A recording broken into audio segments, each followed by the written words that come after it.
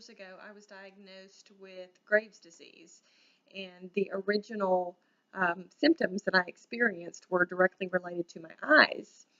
And a lot of other issues followed after that. And actually, I was experiencing a lot of the symptoms and just didn't connect and didn't know, what the symptoms were that I was experiencing. So, been through several years now and had a complete thyroidectomy about 6 months ago.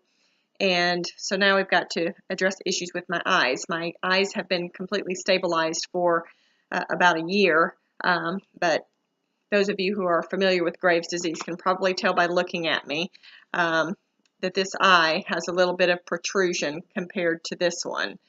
I do have double vision, so I wear prism glasses that help me with that.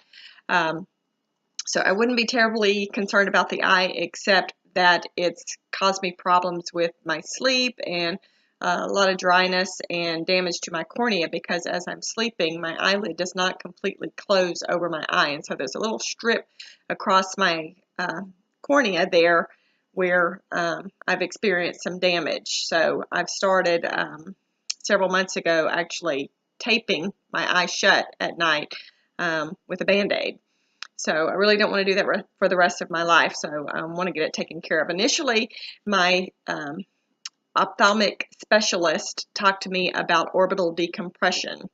Did not want to do that. That's a very invasive surgery where they go behind the orbit of the eye and cut or shave away bone in the back of the orbit in order to make room for the eye to move back.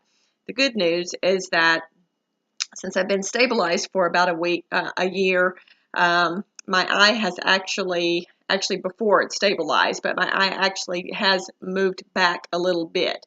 At one point in time, I had 2 millimeters protrusion here and 4 millimeters protrusion here. This eye has gone back to normal. This eye is 2 millimeters protrusion. So I don't have to worry about this eye. But tomorrow, I am going in for surgery to do a lid retraction repair. So a lot less invasive than the orbital decompression. Really glad I don't have to do that. But what is actually going to happen tomorrow is the surgeon will go behind my ear, take a piece of cartilage out of the back of my ear, cut a slit in my eyelid here, and then put the cartilage inside my eyelid in order to cause my eyelid just to go up a little bit.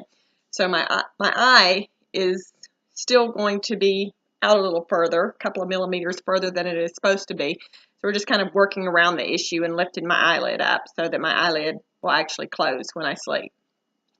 So tomorrow, after I have the surgery, I'll do another video to just kind of show you what I'll look like after the surgery, and I'll probably do an update every day. I'm doing this because there wasn't one for me. I am kind of walking into this not knowing really what to expect in the recovery. I'm giving myself a week off from work, and so I kind of wonder, okay, after a week when I go back to work, is my eye still going to be swollen? What am I going to experience in the recovery? So I hope this helps you guys.